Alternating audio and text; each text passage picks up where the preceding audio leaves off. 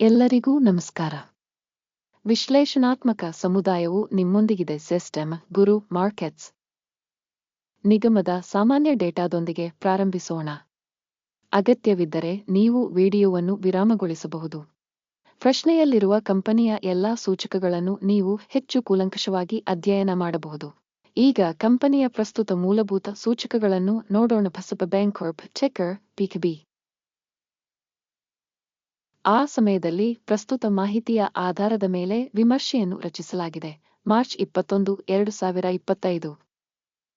ವರ್ಗೀಕರಣದ ಪ್ರಕಾರ ಗುರು markets company ಫಸಪ ಬ್ಯಾಂಕಾರ್ಪ್ ಉಪವರ್ಗಕ್ಕೆ ಸೇರಿದೆ. ಬ್ಯಾಂಕ್ ಕ್ಲಾಸಿಕ್ 248 ಕಂಪನಿಗಳು ಮೌಲ್ಯಮಾಪನದಲ್ಲಿ ಭಾಗವಹಿಸುತ್ತವೆ. ಇದು ಬಹಳ ಪ್ರಾತಿನಿಧಿಕವಾಗಿದೆ. ನಾವು ವಿಡಿಯೋದ ಕೊನೆಯಲ್ಲಿ ಆರ್ಡರ್ ಟೇಬಲ್ ಅನ್ನು ನೋಡುತ್ತೇವೆ. ಅಧ್ಯಯನದಲ್ಲಿರುವ ಕಂಪನಿಯ ಒಟ್ಟು ಫಲಿತಾಂಶ 10 ಅಂಕಗಳಲ್ಲಿ 7. ಉಪವರ್ಗದ ಸರಾಸರಿ ಫಲಿತಾಂಶ 1.3 ಅಂಕಗಳು. ನೀವು ಬಹಳ ವಿಶಾಲವಾಗಿ ನೋಡಿದರೆ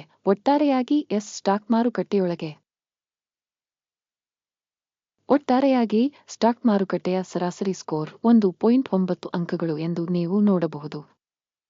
7 ಅಂಕಗಳ ಸ್ಕೋರ್ ವಿರುದ್ಧ ಫಸಪ ಬ್ಯಾಂಕಾರ್ಪ್ ಕಂಪನಿಯ ಷೇರು ಬೆಲೆಯ ಡೈನಾಮಿಕ್ಸ್ ಹೋಲಿಕೆ. ಫಸಪ ಬ್ಯಾಂಕಾರ್ಪ್ ಮತ್ತು ಉಪವರ್ಗದ ಕಂಪನಿಗಳು ಕಳೆದ 12 ತಿಂಗಳ ಷೇರುಗಳನ್ನು ನಾವು ನೋಡುತ್ತೇವೆ. ಫಸಪ ಬ್ಯಾಂಕಾರ್ಪ್ 22% ಬದಲಾವಣೆ ತೋರಿಸಿದೆ. 22.6% ಉಪವರ್ಗದಲ್ಲಿ ಬೆಲೆ ಡೈನಾಮಿಕ್ಸ್ ವಿರುದ್ಧ. ಇದು ಸ್ಪಷ್ಟವಾಗಿ ಏನನ್ನೂ ಸೂಚಿಸುವುದಿಲ್ಲ, ಆದರೆ ಈ ಸತ್ಯವನ್ನು ಮನಸ್ಸಿನಲ್ಲಿಟ್ಟುಕೊಳ್ಳುವುದು ಅವಶ್ಯಕ. ಕಂಪನಿಯ ಮಾರುಕಟ್ಟೆ ಬಂಡವಾಳೀಕರಣ. ಫಸಪ ಬ್ಯಾಂಕಾರ್ಪ್ ಮೌಲ್ಯದ $0.27 ಬಿಲಿಯನ್. $1 ಶತಕೋಟಿಯ ಉಪವರ್ಗದ ಮಾರುಕಟ್ಟೆ ಬಂಡವಾಳೀಕರಣದೊಂದಿಗೆ. ಫಸಪ ಬ್ಯಾಂಕಾರ್ಪ್ 0.022% ಪಾಲನ್ನು ಹೊಂದಿದೆ ಮತ್ತು ಉಪವರ್ಗದ ಅತ್ಯಂತ ಸಣ್ಣ ಕಂಪನಿಗಳಲ್ಲಿ ಒಂದಾಗಿದೆ. ಕಂಪನಿಯ ಬ್ಯಾಲೆನ್ಸ್ ಶೀಟ್ ಕ್ಯಾಪಿಟಲೈಸೇಷನ್ $0.29 ಬಿಲಿಯನ್ ಎಂದು ಅಂದಾಜಿಸಲಾಗಿದೆ ಮತ್ತು ಉಪವರ್ಗದ ಬ್ಯಾಲೆನ್ಸ್ ಶೀಟ್ ಕ್ಯಾಪಿಟಲೈಸೇಷನ್ $999 ಬಿಲಿಯನ್ ಆಗಿದೆ. ಫಸಪ ಬ್ಯಾಂಕಾರ್ಪ್ 0.029% ಪಾಲನ್ನು ಹೊಂದಿದೆ. ಮಾರುಕಟ್ಟೆ ಮತ್ತು ಸಮತೋಲನ ಬಂಡವಾಳೀಕರಣದ ಷೇರುಗಳನ್ನು ಹೋಲಿಸಿದಾಗ ನಾವು ಈ ಕೆಳಗಿನವುಗಳನ್ನು ನೋಡುತ್ತೇವೆ. ಆಕ್ರಮಿತ ಪಾಲು. ಫಸಪ ಬ್ಯಾಂಕಾರ್ಪ್ ಉಪವರ್ಗದಲ್ಲಿ ಮಾರುಕಟ್ಟೆ ಬಂಡವಾಳೀಕರಣವನ್ನು ನಿರ್ಣಯಿಸುವಾಗ 0.022%. ಬ್ಯಾಲೆನ್ಸ್ ಶೀಟ್ ಬಂಡವಾಳೀಕರಣವು 0.029% ಆಗಿದೆ. ಇದು ಮಾರುಕಟ್ಟೆ ಬಂಡವಾಳೀಕರಣದ ಪಾಲಿನಲ್ಲಿ 32% ಹೆಚ್ಚಳವಾಗಿದೆ. ಕಂಪನಿಯ ಮಾರುಕಟ್ಟೆಯ ಪಾಲನ್ನು ಮೌಲ್ಯಮಾಪನ ಮಾಡುವುದು ಮತ್ತು ಉಪವರ್ಗದ ಬ್ಯಾಲೆನ್ಸ್ ಶೀಟ್ ಬಂಡವಾಳೀಕರಣ. ಒಳ್ಳೆಯದು. 1. ವಿಶ್ಲೇಷಿಸಿದ ಸಂಸ್ಥೆಯ ಸಾಲದ ಬಾಧ್ಯತೆಗಳು $0.2 ಶತಕೋಟಿ ಮೊತ್ತವಾಗಿದೆ. ಪುಸ್ತಕ ಬಂಡವಾಳೀಕರಣಕ್ಕೆ ಸಾಲವು ಬಂಡವಾಳದ 9%. ಕಂಪನಿಯ ಸಾಲಗಳ ಫಲಿತಾಂಶ ತುಂಬಾ ಒಳ್ಳೆಯದು. 2 ಅಂಕಗಳು. ಕಂಪನಿಯ ಸ್ಟಾಕ್ ಬೆಲೆ ಮತ್ತು ಗಳಿಕೆಯ ಅನುಪಾತವು 10.9 ಆಗಿದೆ. 13.2ರ ಉಪವರ್ಗದಲ್ಲಿ ಸರಾಸರಿಯೊಂದಿಗೆ ಇದು ಉಪವರ್ಗಕ್ಕಿಂತ 17% ಕಡಿಮೆಯಾಗಿದೆ. ಉಪವರ್ಗದ ಕಂಪನಿಗಳಿಗೆ ಹೋಲಿಸಿದರೆ ಲಾಭ ಸೂಚಕಗಳಿಗೆ ಕಂಪನಿಯ ಸ್ಟಾಕ್ ಬೆಲೆಯ ಮೌಲ್ಯಮಾಪನ. ಒಳ್ಳೆಯದು. 1. ಕಳೆದ 12 ತಿಂಗಳ ಲಾಭ $25 ಮಿಲಿಯನ್. ಮುಂದಿನ 12 ತಿಂಗಳುಗಳ ಯೋಜಿತ ಗಳಿಕೆಯನ್ನು ತಾತ್ಕಾಲಿಕವಾಗಿ $31 ಮಿಲಿಯನ್ ಎಂದು ನಿರೀಕ್ಷಿಸಲಾಗಿದೆ. 25.7% ಹೆಚ್ಚು. ಉಪವರ್ಗದಲ್ಲಿರುವ ಕಂಪನಿಗಳಿಗೆ ಹೋಲಿಸಿದರೆ ಯೋಜಿತ ಭವಿಷ್ಯದ ಲಾಭ ಸೂಚಕಗಳ ಮೌಲ್ಯಮಾಪನ. ಒಳ್ಳೆಯದು. 0.5 ಅಂಕಗಳು. ಆದಾಯದ ಸಮತೋಲನಕ್ಕೆ ಕಂಪನಿಯ ಬೆಲೆ 1.4 ಆಗಿದೆ. ಉಪವರ್ಗದಲ್ಲಿ ಸರಾಸರಿ 1.5. ಇದು ಉಪವರ್ಗಕ್ಕಿಂತ 7% ಕಡಿಮೆಯಾಗಿದೆ. ಉಪವರ್ಗದಲ್ಲಿನ ಕಂಪನಿಗಳ ಸೂಚಕಗಳಿಗೆ ಹೋಲಿಸಿದರೆ ಆದಾಯ ಸೂಚಕಕ್ಕೆ ಮಾರುಕಟ್ಟೆ ಮೌಲ್ಯದ ಮೌಲ್ಯಮಾಪನ. ಒಳ್ಳೆಯದು. 0.5 ಅಂಕಗಳು. ಕಳೆದ 12 ತಿಂಗಳ ಆದಾಯ $190 ಮಿಲಿಯನ್. ಮುಂದಿನ 12 ತಿಂಗಳ ಫಾರ್ವರ್ಡ್ ಆದಾಯವು $240 ಮಿಲಿಯನ್ ಆಗುವ ನಿರೀಕ್ಷೆಯಿದೆ. ಪ್ರಸ್ತುತಕ್ಕಿಂತ 26% ಹೆಚ್ಚು.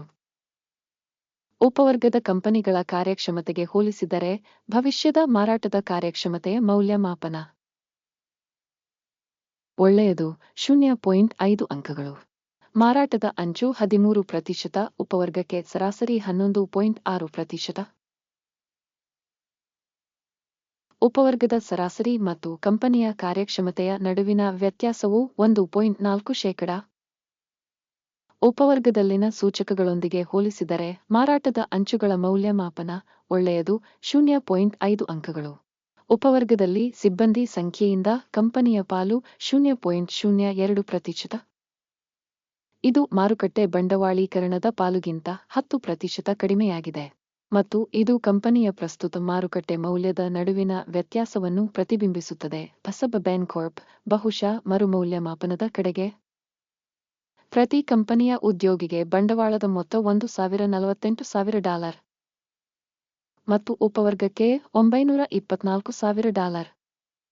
ಉಪವರ್ಗದ ಸರಾಸರಿ ಮತ್ತು ಸಂಸ್ಥೆಯ ಸೂಚಕಗಳ ನಡುವಿನ ವ್ಯತ್ಯಾಸವು 13.4%. ಉಪವರ್ಗದ ಕಂಪನಿಗಳ ಸೂಚಕಗಳಿಗೆ ಹೋಲಿಸಿದರೆ ಪ್ರತಿ ಉದ್ಯೋಗಿಗೆ ಕಂಪನಿಯ ಬಂಡವಾಳದ ಮೊತ್ತದ ಅಂದಾಜು. ಸಹನೀಯ 0 ಅಂಕಗಳು.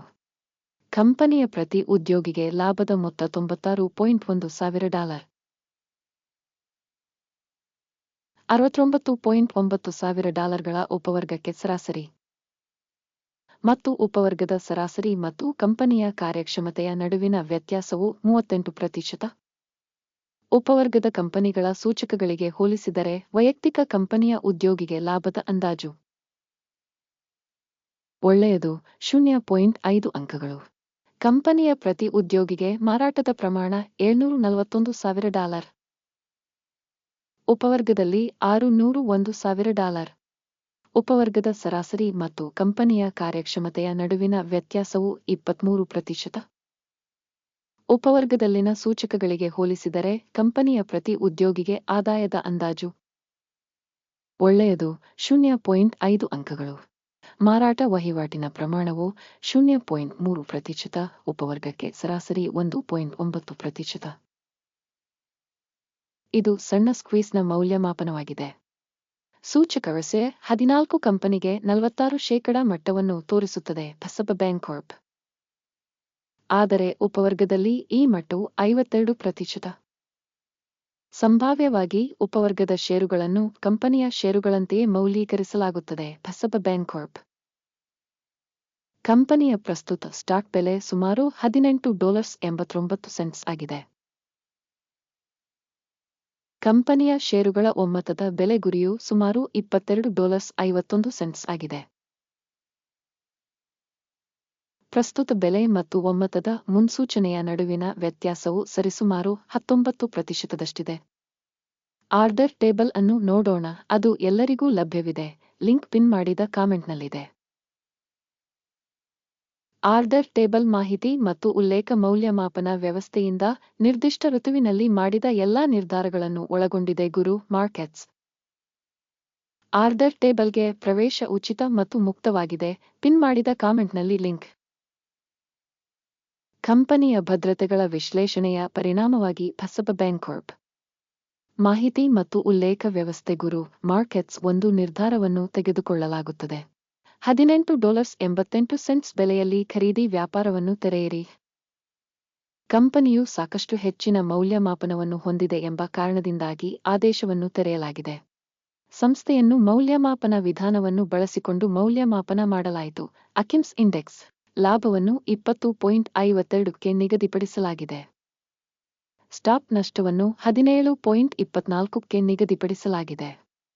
ಲಾಭ ಅಥವಾ ಸ್ಟಾಪ್ ನಷ್ಟದಿಂದ ಆದೇಶವನ್ನು ಮುಚ್ಚದಿದ್ದಲ್ಲಿ.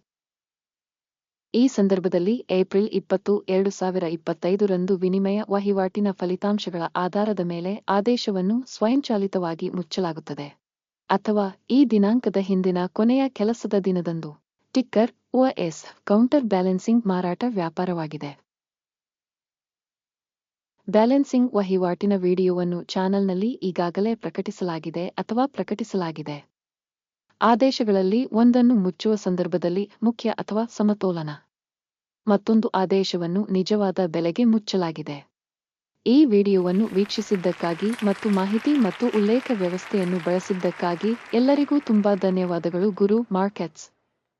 ನೀವೆಲ್ಲರೂ ನಿಜವಾಗಿಯೂ ಇಡೀ ವಿಶ್ವದ ಅತ್ಯುತ್ತಮ ಪ್ರೇಕ್ಷಕರು.